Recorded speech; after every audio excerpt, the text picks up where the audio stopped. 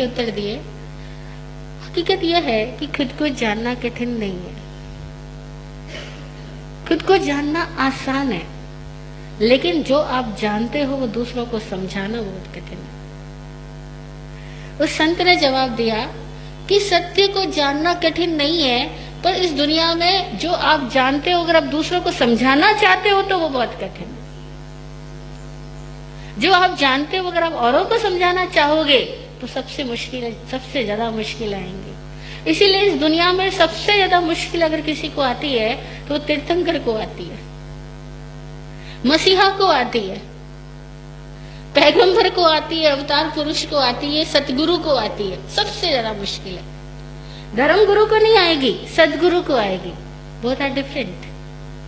धर्म गुरु तो सत्य नहीं बताने को बैठा है, वो तो अपनी परंपरा आगे पकड़ाने के लिए बैठा है।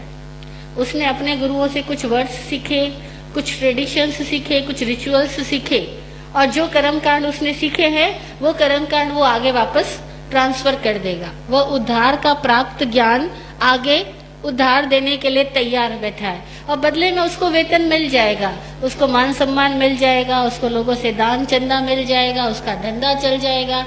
अगर उसने कुछ मठ आश्रम बनाने तो इजीली बन जाएंगे। धर्म गुरु के लिए बहुत आसान है, क्योंकि धर्म गुरु को कोई सत्य नहीं देना है लोगों को, उसको रिवाज देना है। लेकिन जिस दिन सतगुरु बोलेगा, जिस दिन तीर्थंकर बोलेगा, जिस दिन मसीहा बोलेगा, जिस दिन अवतार बोलेगा, उस दिन उसको तो पत्थर ही खाने पड़ेंगे, उसको शूली पे चढ़ना पड़ेगा, उसके ऊपर तेजोलेश्य का प्रहार होगा।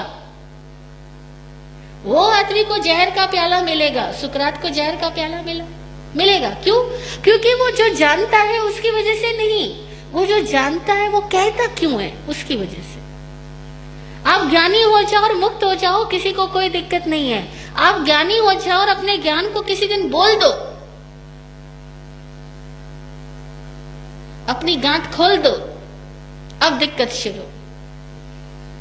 संत कबीर जिंदगी भर परेशानियां पाई, हाँ, जिंदगी भर वो परेशानियां पाते रहे, हालांकि वो परेशान नहीं हुए क्योंकि वो संत थे। तभी तो वो क्या कहा करते थे कि हीरो पायो गांठ गठियायो, बार बार ताको क्यों खोले, मन मस्त हुआ तो क्यों बोले। वो खुद को कहते थे कि जब हीरा पा लिया, गांठ में आ गया, गांठ गठियायो मतलब आपने अपने हीरे को सुरक्षित कर लिया, हीरो पायो गांठ गठियायो, बार बार तो को क्यों खोले। उसको क्यों खोल के लोगों को दिखाता है कि मुझे ज्ञान हुआ।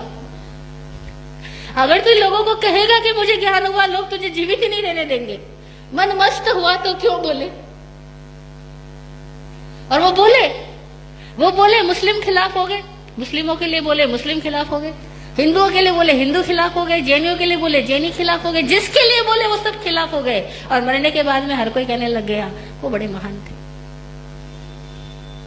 साईं बाबा का चरित्र पढ़ो, जिंदगी भर बैठने के लिए जगह क्या मिली उनको? एक टूटी फूटी मस्जिद, जहां वो बैठे रहा करते थे। वहां बैठना भी कई लोगों को उनको गवारा नहीं था कि वो वहां क्यों बैठे हैं। और आज बैठने के लिए कैसी जगह मिल रही है? आज बैठने के लिए कोई गली नहीं, कोई मोहल्ला नहीं, कोई गांव नहीं, कोई नगर नहीं जहां की उनके लिए कोई मंदिर ना बनाता हो। हर कोई मंदिर बनाने को तैयार है।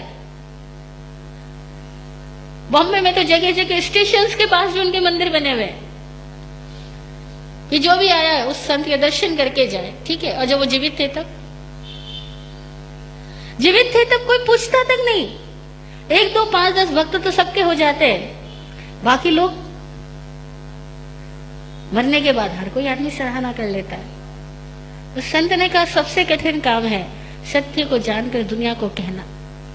जानना कठिन नहीं है, ध्यान रखना। मोक्ष कठिन नहीं है, मोक्ष सबसे सरल है। हमें उल्टा सिखाया गया कि मोक्ष सबसे कठिन है। धर्म गुरु सिखाते हैं कि मोक्ष बहुत कठिन है, मिलता ही नहीं है, मिलेगा ही नहीं। और सदगुरु कहते हैं सबसे सरल मोक्ष है। संसार में रहना बहुत मुश्किल है, संसार में रहना बहुत मुश्किल है। बहुत चालाकियां चाहिए संसार में रहने के लिए, बहुत दिमाग चलाना पड़ता है तो तुम संसार में रह सकते हो। बहुत राग द्वेष करना पड़ता है, बहुत माया कपट प्रपंच रचना पड़ता है, तभी संसार में रह सकते हो। संसार में रहना आसान नहीं है। या आप गुस्सा नहीं करो तो भी तकलीफ है, और गुस्सा करो तो भी तकलीफ है। आप बोलो तो भी तकलीफ है, आप नहीं बोलो तो भी तकलीफ है। आप कह दो मैं मौन रह जाऊंगा, आपके लिए भी पहले तो मुश्किल है, क्योंकि एक आध घंटे रह भी गए तो उसके बाद में जो बवाल मचाओगे उसको लोग कैसे झेलेंगे। लोग बाग रह तो जाते हैं एक आध घंटे मौन, लेकिन पूरी उस एक आध घंटे के अंदर बहुत सारा कुछ स्टोर कर लेते हैं कि जब बोलूंगा तो सबकी पोल खोल दूंगा। ये संसार में रहना वाकई मुश्किल है, मुक्त होना बहुत आसान है। और सदगुरु मुक्ति की बात कह देता है, खुद मुक्त हुआ, लोगों को मुक्ति का मार्ग बता देता है। और तब क्या होता है, लोग अपने अपने स्तर से समझते हैं उसकी बातों को। हर आदमी अपने अपने स्तर से समझता है, और बहुत सारे आदमी उस सदगुरु के प्रति द्वेष से भर जाते हैं। ये कौन हुआ जो हमारे बीच में ऐसा बोलता है? उसकी बातों के अर्थ के अनर्थ किए जाते, उसकी बातों के अर्थ बदल दिए जाते, उसके सामने अर्थ बदले जाते, उसके सामने उसकी बातों को लात मिलती है, बातों को लात मिलती है, बातों की घात की जाती है। गौतम बुद्ध ने मना किया, कोई मेरी प्रतिमा मत बनाना। कहते दुनिया में सबसे ज्यादा प्रतिमा अगर है तो गौतम बुद्ध की। आज तो जैनी हो या कोई भी हो, सबके घरों के अंदर शो पीस के रूप में गौतम बुद्ध की प्रतिमा लगी मिलेगी। महावीर की मिले ना मिले, गौतम बुद्ध की प्रतिमा लगी हुई मिलेगी। और गौतम बुद्ध ने मना किया था मेरी कोई प्रतिमा मत बनाना। बताओ क्या किया हमने? जीवित आदमी को बैठने की जगह मिले ना मिले, मर जाएगा उसको सब जगह जगह मिल जाती है, उसकी मूर्तियां बना करके बेच दी जाती है। क्यों है ये मानसिकता? सदियों से है, और हम सारे लोग रिवाज को फॉलो करते हैं। इसीलिए धर्म गुरु की दुकानदारियां चलती है, सदगुरु पिटा जाता है, सदगुरु गालियां खाता है, क्योंकि सदगुरु सत्य बताता है। इस दुनिया में जानना मुश्किल नहीं है, जाने हुए को कहना मुश्किल है। खलील जिब्रान एक बात कहा करता था,